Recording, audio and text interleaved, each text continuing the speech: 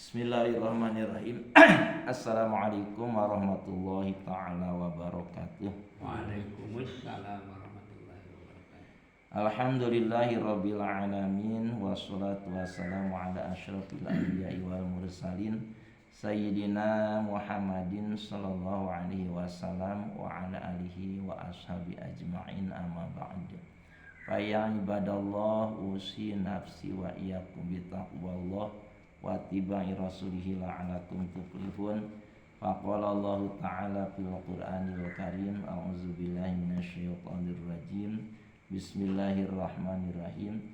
Ya ayyuhalladzina amanu taqullaha haqqa tuqatih wa la tamutunna illa wa antum muslimun. Shadaqallahul azim wa balagha rasuluhul karim wallahu a'lamu bimuradih wa nahnu ala zalika minasyahidin asyakirin walhamdulillahi rabbil alamin. Hadirin kaum muslimin jamaah salat subuh yang dimuliakan oleh Allah. Alhamdulillah wa syukru ni'amillah, kita semua oleh Allah masih diberi panjang umur sampai hari yang mulia Sayyidul Ayam, yakni hari Jumat. Alhamdulillah. Mudah-mudahan kita semua selamanya ada dalam bimbingan hidayah dan taufik Allah Subhanahu wa taala. Amin. Kalau hidup kita ingin berkah tiap hari, maka tiap hari bertambah ilmu, bertambah amal kebaikan sampai mati. Nah, jadi diusahakan. Kalau sehari saja tidak menambah ilmu, tidak menambah kebaikan, berarti hari tersebut tidak diberkahi. Makanya harus berusaha. Alhamdulillah kita tiap subuh yang mengadakan taklim kita Bulughul Maram. Mudah-mudahan tiap hari berarti kita mendapat keberkahan dari Allah Subhanahu wa taala. Mari kita lanjutkan kembali taklim dari kitab Bulughul Maram, hadis terakhir dalam bab sujud sahwi, sujud tilawah dan sujud syukur. Halaman 211 dalam subuh salamnya, hadis ke-20. Bismillahirrahmanirrahim. Wa 'anil Bara bin Azib, dan dari Al-Bara bin Azib radhiyallahu anhu, semoga Allah meridainya. Anan Nabi sallallahu alaihi wasallam, sesungguhnya Nabi sallallahu alaihi wasallam ba'atha, telah mengutus Nabi kepada siapa? Alian, kepada sahabat Ali. Bahkan beliau sebagai mantu Rasulullah sallallahu alaihi wasallam. Kemana diutusnya? Ilal Yamani, ke negeri Yaman. Qala, kata Al-Bara bin Azib, fakataba, lalu Sayyidina Ali menulis ya. Fakataba Aliun, lalu Sayyidina Ali menulis sebuah surat. Nah, sedang ada di Yaman, Sayyidina Ali itu membawa visi dan misi dakwah Rasulullah sallallahu alaihi wasallam ke negeri Yaman. Nah, lalu di negeri Yaman, Sayyidina Ali menulis sebuah surat.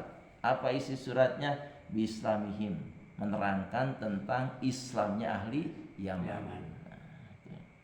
Falama qara'a, lalu ketika Falama qara'a Rasulullah sallallahu alaihi wasallam, lalu ketika Rasulullah sallallahu alaihi wasallam membaca al-kitabata, tulisan yakni surat dari Sayyidina Ali radhiyallahu anhu, kharra sajidan, maka Rasul bersungkur sujud. Apa dasarnya? Syukron, karena membuktikan rasa syukur atas nikmat, mendapat kegembiraan, informasi yang menggembirakan tentang masuk Islamnya para penduduk negeri Yaman. Lillahi ta'ala, kepada Allah Subhanahu wa ta'ala. Jadi bersungkur sujud kepada Allah membuktikan rasa syukur ala zalika, atas berita yang menggembirakan tentang masuk Islamnya para penduduk Yaman. Rawahu, telah meriwayatkan kepada hadis ini Al-Baihaqi, Imam Al-Baihaqi, wa asluhu, dan asal hadis ini fil Bukhari, dalam riwayat Imam Al-Bukhari. Nah, jadi kesimpulannya hadis ini searti dengan hadis-hadis yang sebelum hadis ini. Di hadis yang pada subuh kemarin Rasul sujud syukur atas nikmat kegembiraan, ada informasi dari malaikat Jibril bahwa barang siapa yang membaca sholawat kepada Rasul 1 kali, maka Allah akan membalas dengan 10 sholawat. Kalau di hadis yang terdahulu Rasul sujud ketika membaca surah di ayat di surah Shad ya. Karena ada kegembiraan informasi bahwa Nabi Daud bertobat, bentuk tobatnya sujud. Nah, Rasul juga bersujud syukur atas bertobatnya Nabi Daud alaihi salam. Informasi yang diinformasikan di dalam surah Shad. Nah, jadi hadirin yang dimuliakan oleh Allah Subhanahu wa taala, kalau kita simpulkannya dari bab pertama, bab sujud sahwi, sujud tilawah dan sujud syukur ya, ada sedikit perbedaan antara sujud sahwi, sujud tilawah dan sujud syukur ya. Kalau sujud sahwi karena ada kelupaan di dalam sholat, dilaksanakannya sebelum salam, berarti di dalam sholat ya. Ada lagi sujud tilawah. Nah, kalau sujud tilawah itu sujud disebabkan membaca ayat-ayat sajdah. Bisa dilakukan di dalam sholat, bisa dilakukan di luar sholat, tergantung membaca ayat sajdahnya.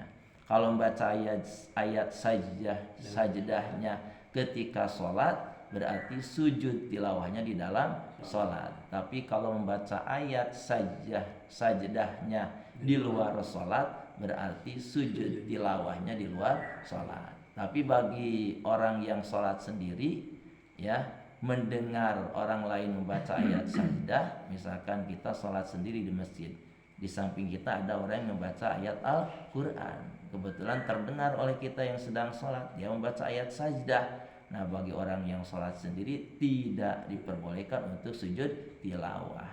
Jadi sujud tilawah itu dianjurkan kepada orang yang membaca ayat sajdah atau yang mendengar ayat sajdah. Tapi kalau kita sedang sholat tidak diperbolehkan. Nah, kalau sedang sholat berjamaah, imam membaca ayat sajdah, maka kita sebagai makmum wajib mengikutinya. Kalau imam sujud tilawah, kalau tidak mah tidak usah, karena kewajiban makmum adalah mengikuti imam. Yang ketiga adalah sujud syukur. Nah, kalau sujud syukur dilakukannya di luar sholat, sujud syukur itu.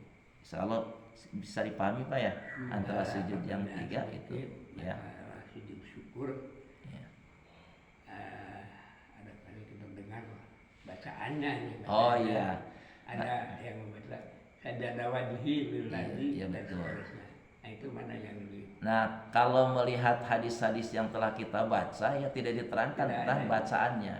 Tapi dari hasil ijtihad para ulama memang ada bacaan-bacaannya, di antaranya bacaannya adalah sajada wajhiya lilladzi khalaqahu wa sawwarahu wa syaqqa sam'ahu wa basarahu bihauli wa quwwati fatabarakallahu ahsanul khaliqin, yang biasa dibaca ketika sujud tilawah.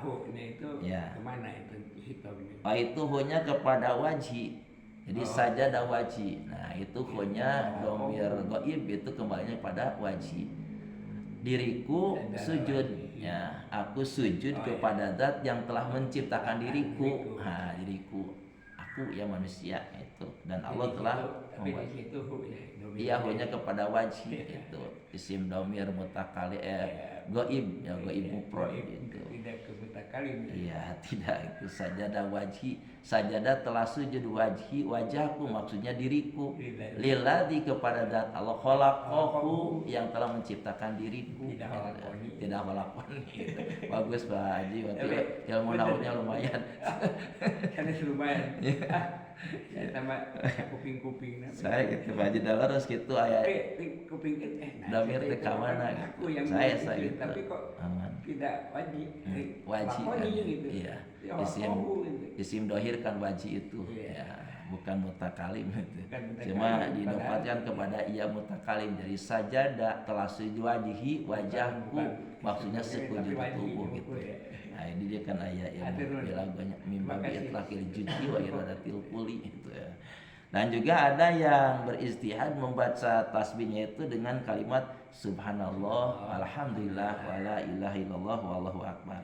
Ada lagi yang membaca tasbihnya ketika sujud itu dengan kalimat subhana rabbiyal a'la wa bihamdi.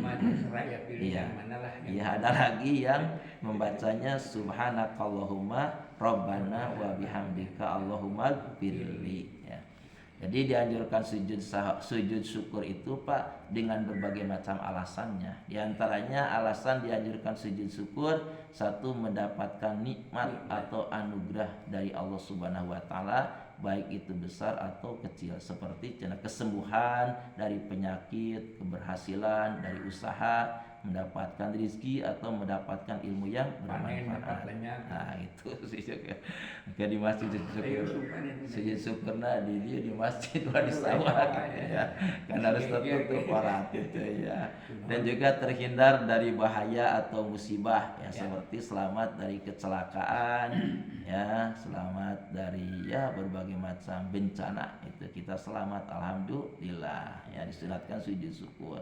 Yang ketiga, mendapatkan berita gembira yang menyenangkan dan membahagiakan, seperti kelahiran anak, cucu misalkan dalam selamat, itunya alhamdulillah.